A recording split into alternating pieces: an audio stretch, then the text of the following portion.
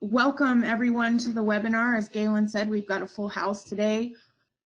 And just a shout out to EPA, it is our 50-year anniversary this year. So take a look, there's a link to our website here and you can learn more about 50 years and the progress that EPA has made. Tom Speth, he's leading efforts on PFAS, lead, and small water systems. So with that, I will turn it over to Tom. Okay. Let's start PFAS and other contaminants. I'd like to acknowledge Craig Patterson, Levi Halpert, and Dave Wahman, all from the US EPA. So there's a large effort within EPA to work on these issues, and even more people than that are cranking away at various aspects of this modeling of PFAS and developing performance data for PFAS. And so it's a large effort for EPA. So let me get modeling tools. I'll be covering the background of the models, the modeling programs that are available on EPA's website for free, demonstration of how EPA is utilizing the GAC models, relevant background of that, and the types of outputs that may be useful to communities, and then the future of the models, availability updates to existing models, and development of new models. So I think you're on the next slide already, which is slide 7. This is an overview of our work at EPA in terms of PFAS for drinking water research, and a large component of this also applies to remediation of water streams. So utilities lack treatment technology cost data for PFAS removal. So EPA is gathering all the performance and cost data that we can from all available sources, Department of Defense, utilities, industry, etc. We're also conducting EPA research on the performance of treatment technologies, including home systems. We're updating EPA's treatability database and unit cost models, and then we're connecting those cost models and the treatability database to each other for ease of operation. And we're modeling the performance and cost of all that and extrapolating to other scenarios. And that's the focus of this talk, is that third last bullet. Beyond that, we're addressing treatment impact on corrosion and evaluating the reactivation of granular activate carbon and the disposal of spent resins. So with regard to modeling variables in each of those waters, we want to model alternative treatment goals, changing production rates. We want to look at different options for residual streams like reactivation or disposal of spent media, and also document any kind of secondary benefits that might occur in a treatment system being put online. So the next slide, slide 8, is a set of modeling tools that we are going to use. So if we could switch to the next slide, the EDOT modeling tool, many years ago, these tools were developed. It's a series of treatment models, data sets, and parameter estimation tools that were put under the moniker of ETDOT at Michigan Technological University. And ETDOT was developed by the National Center for Clean Industrial and Treatment Technologies. Members of that ETDOT team were Dave Hand, John Crittenton, David Hokinson, and others, including a whole host of numerous graduate students and collaborators through the years. The models were sold starting around year 2000 as a package to the university to make this suite of water and air treatment models available to the public at no cost. Going on to the next slide, which is slide 9, EDOT tool to be of interest. Who do we expect to use it? So we expect consulting engineers, university academicians, and water utilities with experience of running complex models. The next slide, slide 10, is the landing page that you can go to. The link is shown there on the top in blue. It'll bring you to this page, and if you're interested in the tool in purple there on the kind of middle right, it says et.github site.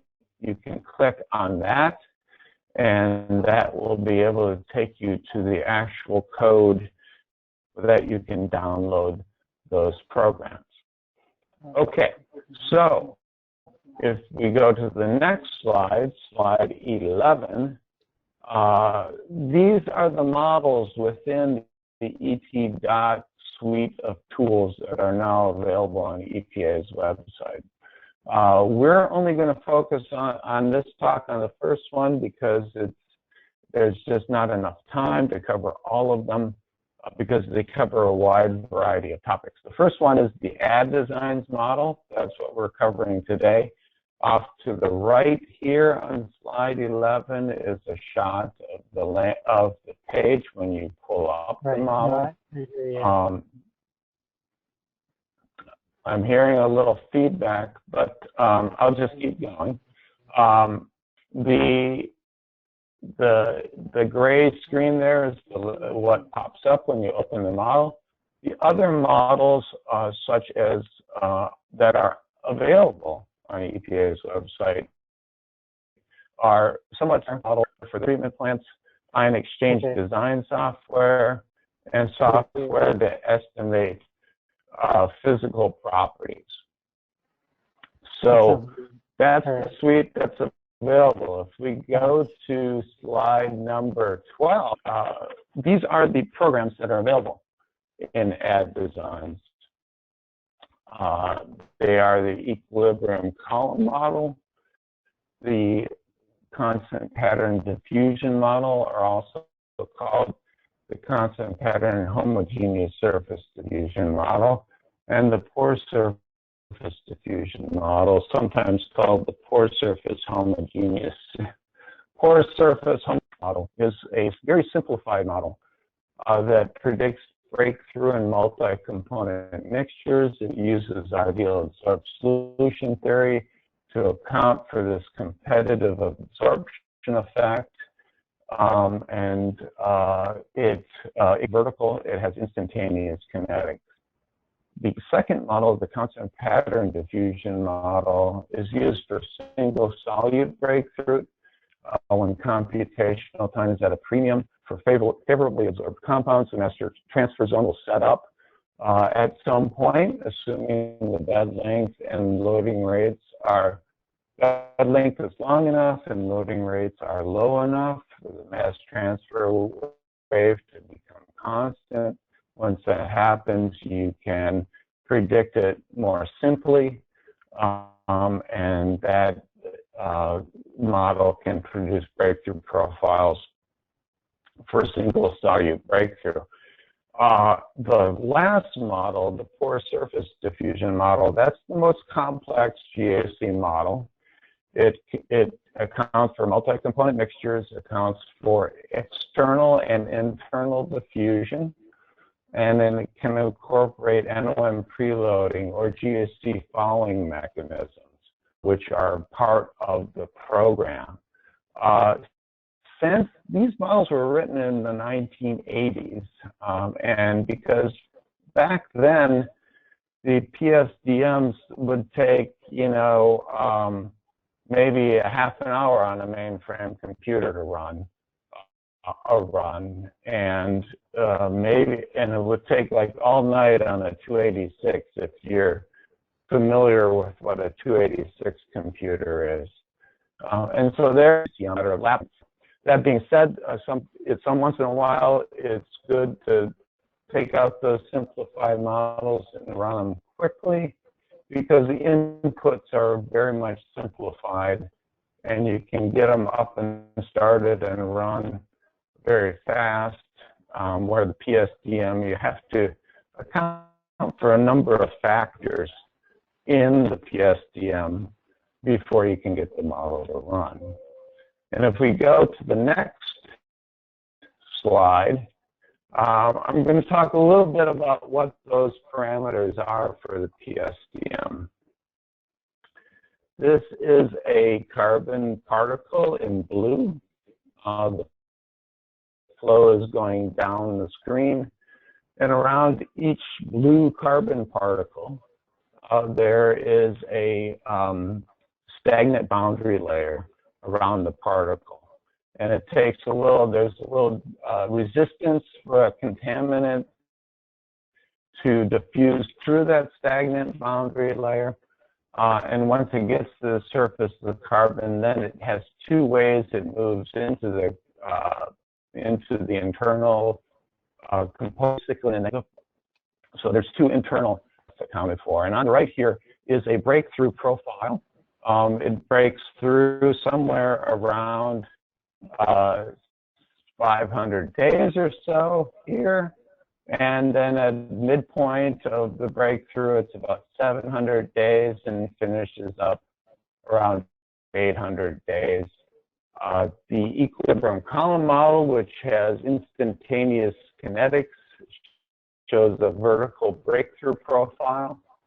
But we all know that in carbon beds, there's always this S-shaped kind of curve that results. And this is because of these kinetic factors that are taken into play.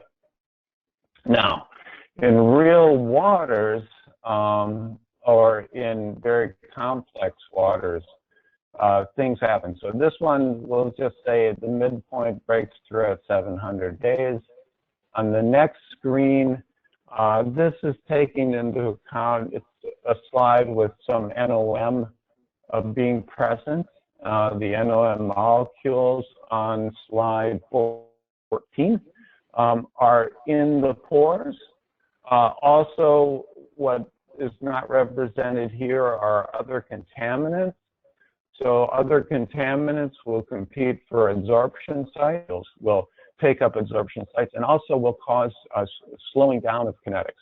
So the NOM can be thought of just clogging up the works, kind of slowing down surface diffusion, perhaps even stopping it, maybe even reducing pore diffusion if you think that the pore is, the tortuosity of the pore is increased. Like it takes to complete breakthrough. So not only is the capacity reduced, bringing the curve to the left, but the kinetics are slowed down and it flattens out the breakthrough profile. Also shown on the slide are iron and manganese. That's a kind of a rare occurrence in biofilms, which I kind of threw on this plot, or I kept on this plot, because in rare instances, you can get biofilm growth where you have a water that is that lends itself to that. Also, if you have iron and manganese, there are instances that you can have this type of. I put that on the slide because it's a complex phenomenon, adsorption, and so knowing all these things that may be occurring are helpful when evaluating how one fits these breakthrough profiles with these models, because oftentimes something weird happens, and one would have to know where an assumption is okay and when an assumption is maybe a little bit outside the realm of what is seen. Okay, in the next slide, slide 15, is just a reference, him today for carbon adsorption. He wrote a book with Clinton Summers and a host of others that wrote a book, and they talk about a lot of these issues, and it's kind of a reference that everybody can go back to and see if you're interested. In the next slide, I'm talking about the model inputs to the PTS, pore surface diffusion model. It's grouped up here in terms of the empty bed contact time. That defines what your column looks like. Also, in the PSDM, you have to have a good feel for when the breakthrough profile is going to come out, because computationally, it's still valuable to know approximately how long you want the model to run for, what time do you want the first data point displayed, and the time step between two consecutive points. That's still to figure out, so you don't make the program work excessively hard. Also, in terms of the adsorbent, you need to know a lot about some about the carbon. You need to know the apparent density of the adsorbent, the average particle radius, the porosity, particle shape factor. The good news is that the AdDesigns package contains a database of GAC properties, and you can just click on your GAC and it brings out these properties for you to be used. And frankly, the properties are very similar to what they were back when these models were developed. Finally, to handle the differential equations, it uses collocation points. You need to know the axial elements and the axial and radial costs. Or if the model lacks definition, you can increase the collocation points, and that usually cleans things up. However, it does increase the computational time that is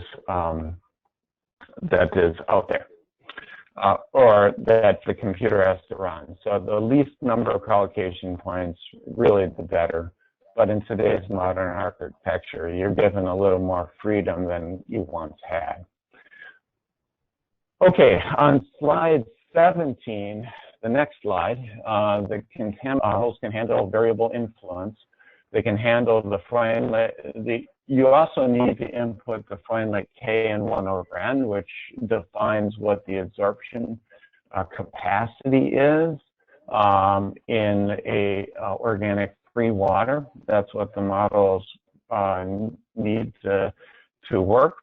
You can get into fitting fouled or loaded Freundlich Ks, but we'll get into that in a little bit. The good news is the AdDesigns package contains a database of a lot of contaminants for K and 1/n values and molecular weights. Also, EPA's treatability database.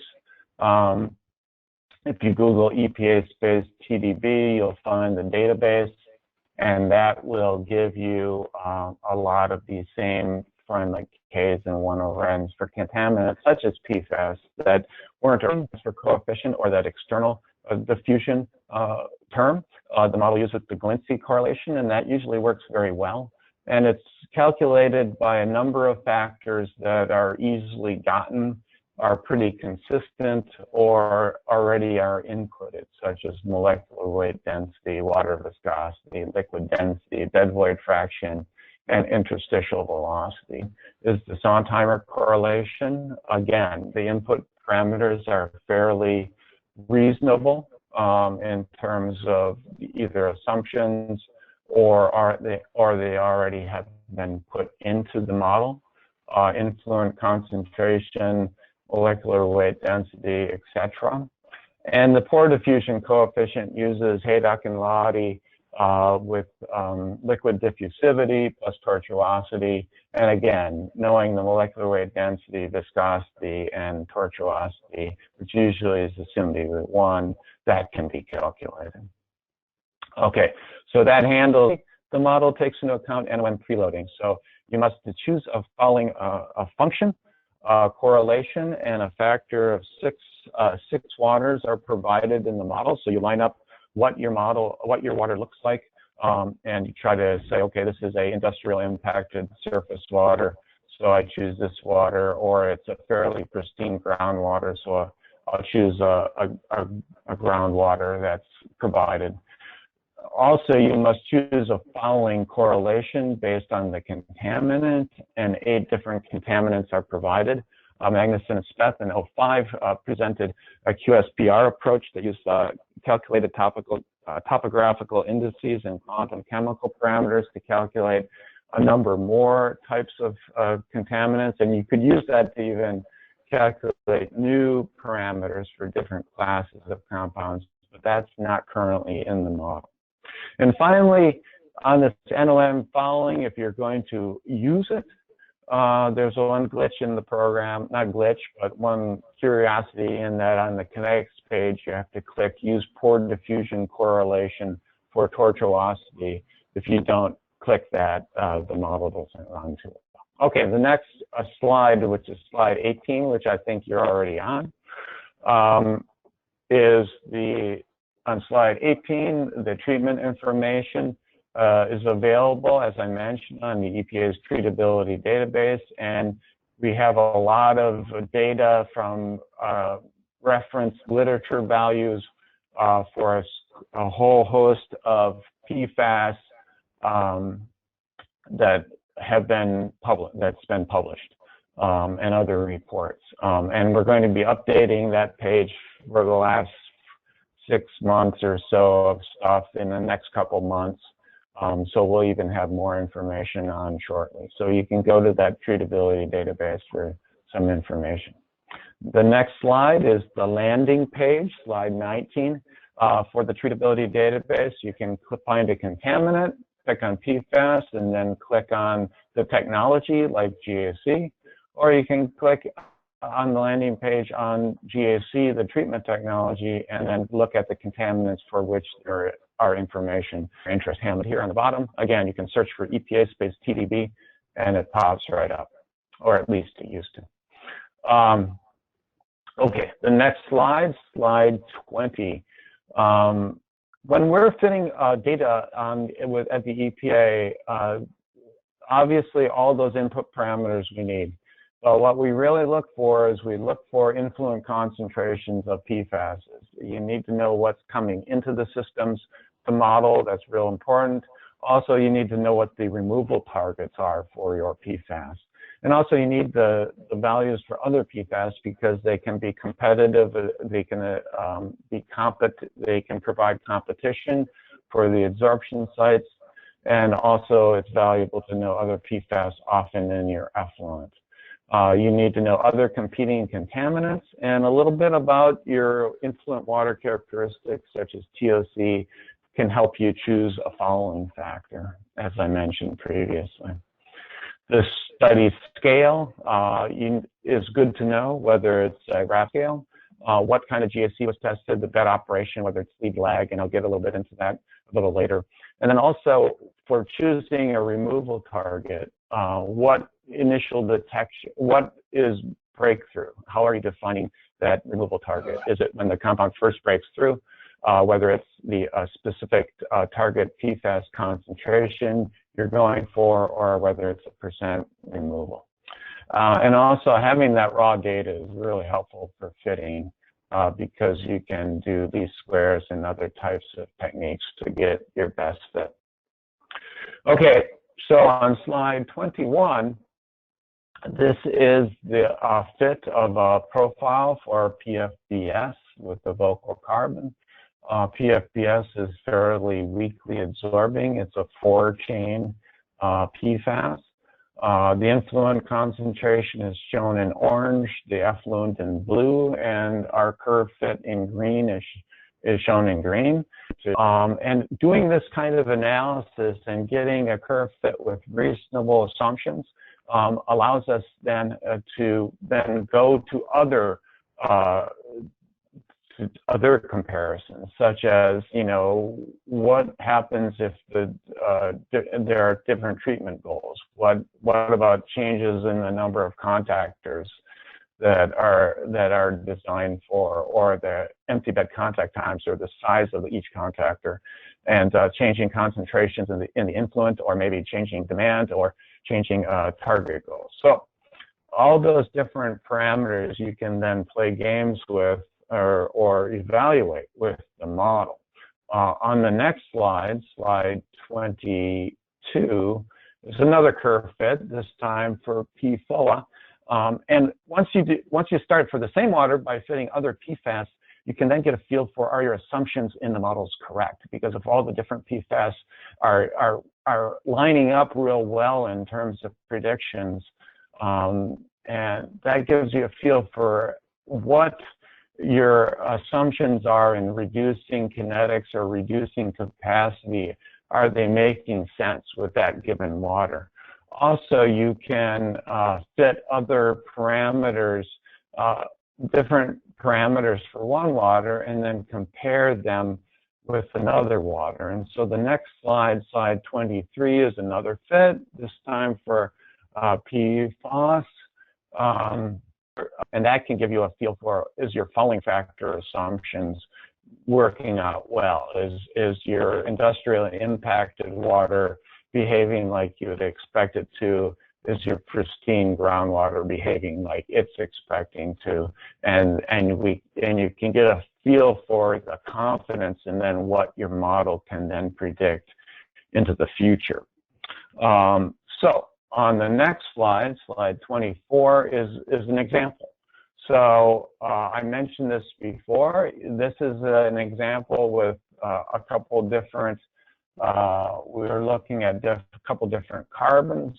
A prediction. One is like an influence of 80. One is influence of 160.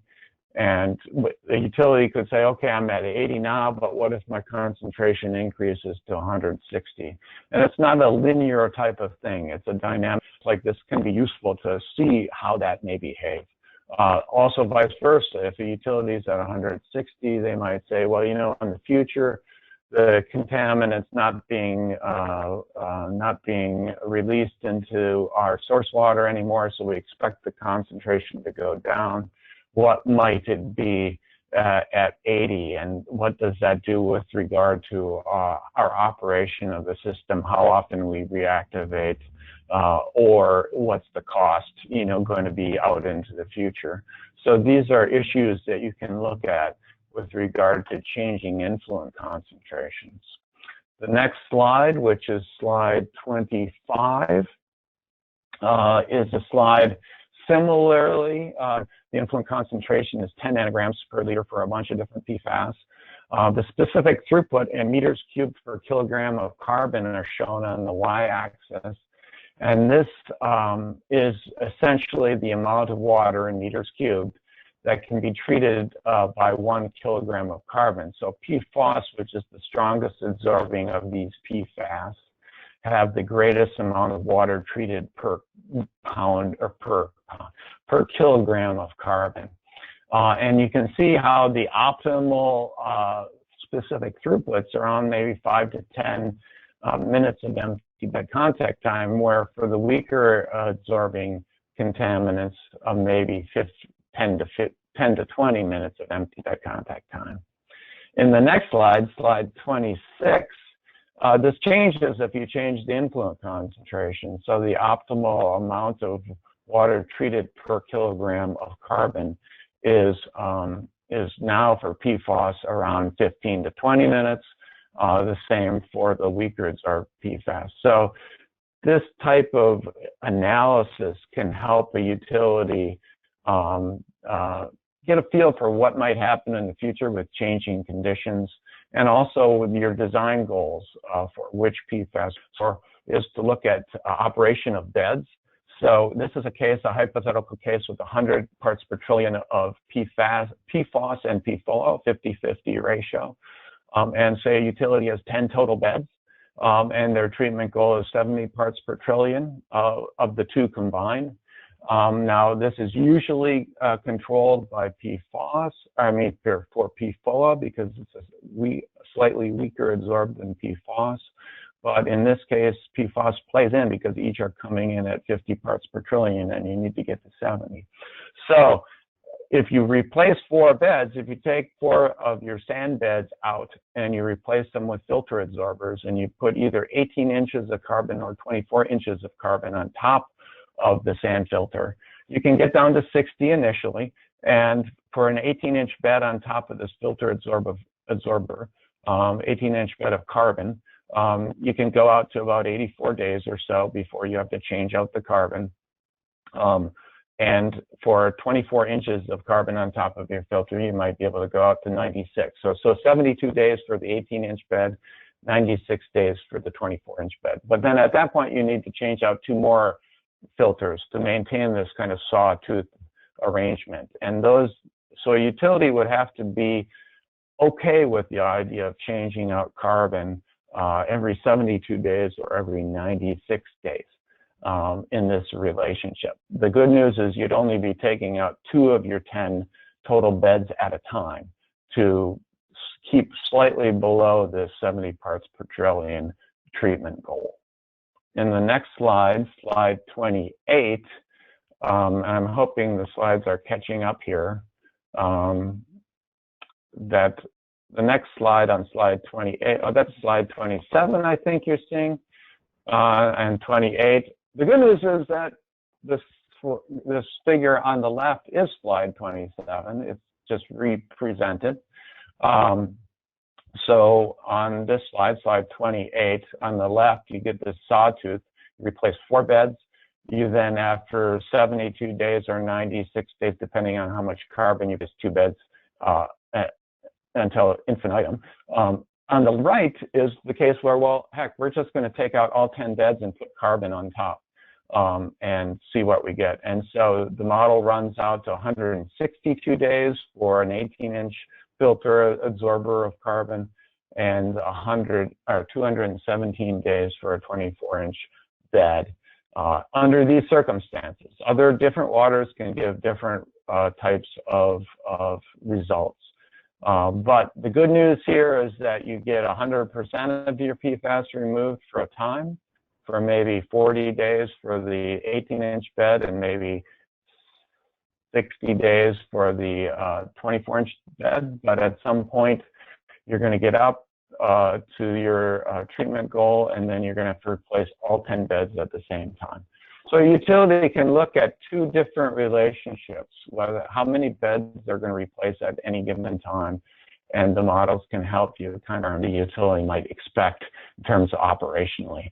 Again, this is for PFOA and PFAS. One of the obvious things from this is that at some point you're always going to be, you might have PFAS in your effluent,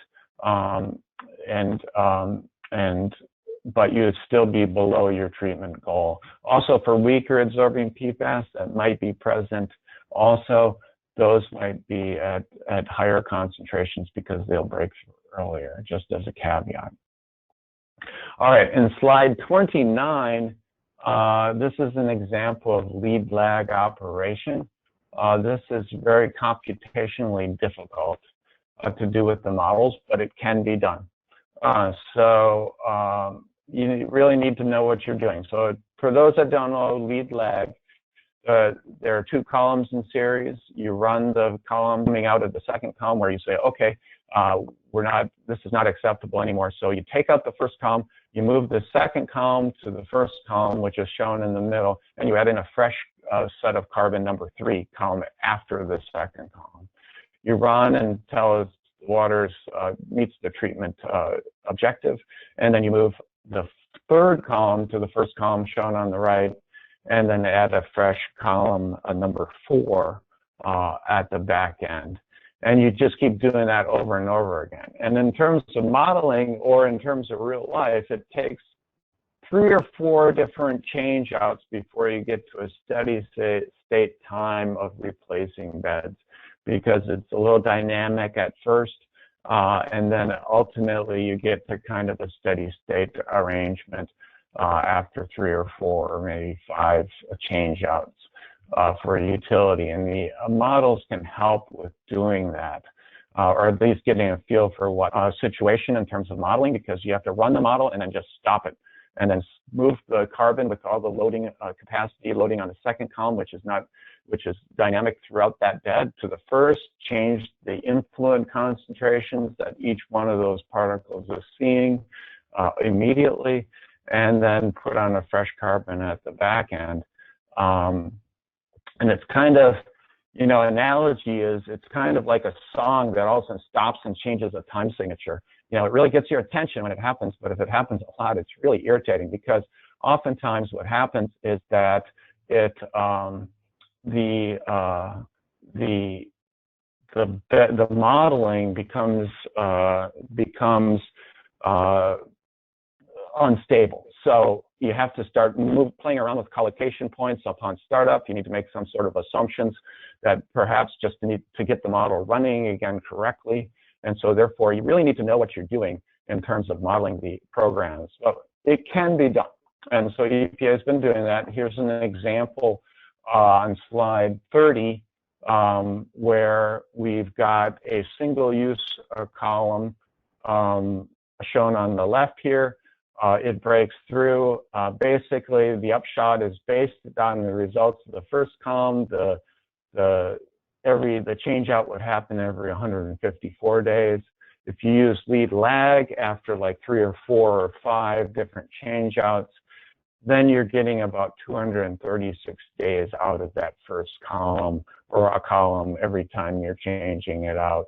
So you get a benefit from, so it's either changing both columns out on the single use, or changing 2 of the columns out, but in series in a lead lag operation. You're maximizing your capacity on the first bed by running it longer and loading it up as much as you can before getting rid of it. And that's the advantage of doing lead lag. Okay, Oscar, system engineering and other indirect costs and the annual operating costs are shown, are really needed, and we want the more detail, the better. The equipment includes vessels, piping, valves, instrumentation, concrete pads, etc. Indirect costs, we're interested in engineering, permitting, pilot testing, site work mobilization, and operating costs, media replacement, labor, electricity, etc.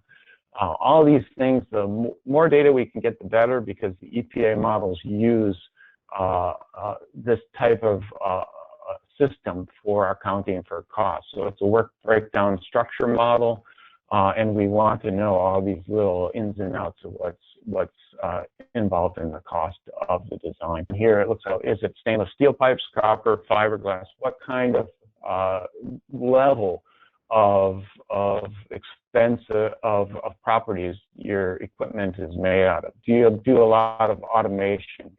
Do you not do automation? That kind of information. So we're interested in that, and that's represented here on slide 31. And you can peruse that perhaps when the slides go forward. I'm not sure if they are or not. In the next slide, but here are the drinking water cost models in slide 32. There are a number of them that have been done by the Office of Groundwater Drinking Water at EPA, and if you're interested in GAC, there's the site. Rajiv Kara can help you out with the point of use model. And I'm going to use both those models. We're running out of time, but I'm going to use both those models on this example here on slide 33.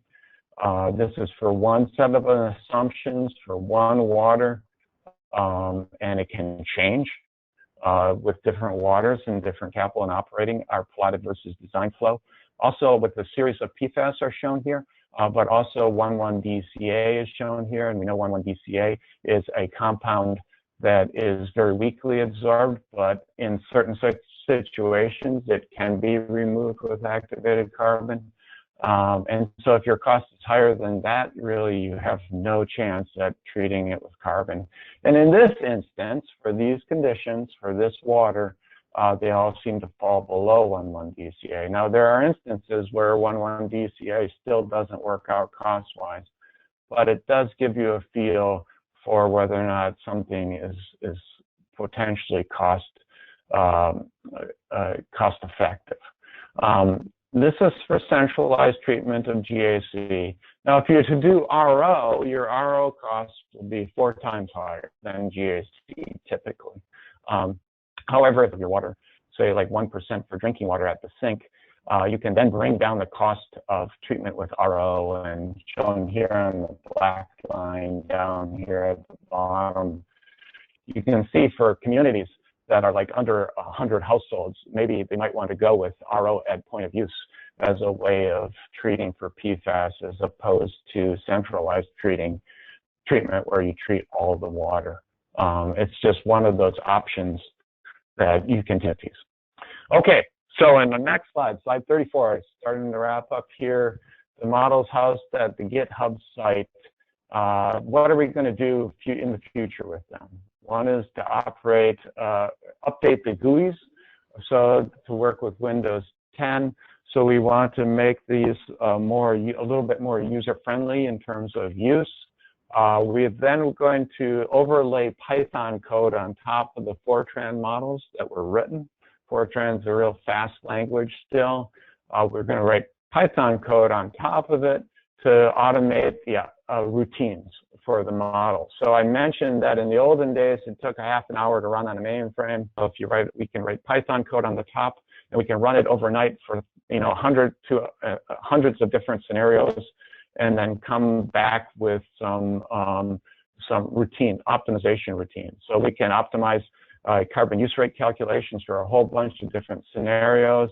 We can automate fitting of parameters. We can automate optimal bed configuration, automate empty bed contact time selection and bed replacement frequency, multiple feed and flow conditions we can automate, and looking at lead lag operations. It can be done automatically. Also, we didn't talk about this because it is difficult. We don't have time, but we're doing a similar kind of thing for ion exchange.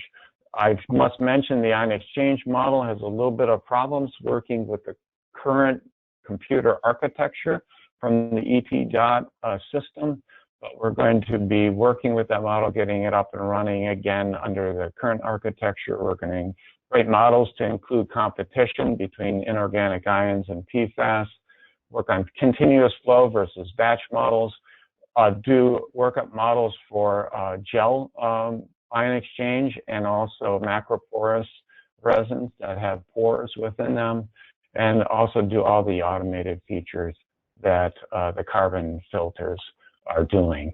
And that's listed on the next slide, on slide 35. It's listed on this one, but it gets bold on slide 35.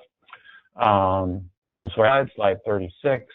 The ultimate goal is to provide tools and approaches to accurately predict the performance and cost of treating PFAS in water. So we got the ET models. We're going to be updating them, and they're available for free right now. Treatability database we have, and we're going to update, and the cost models also. So the next slide has the contacts, myself, Jonathan Burkhart's the modeling guru that's handling the GitHub site, Rajiv Kara for the cost models. Dave Hand has done a lot of work with us at Michigan Technological University, and congratulations on his retirement. And that concludes my talk.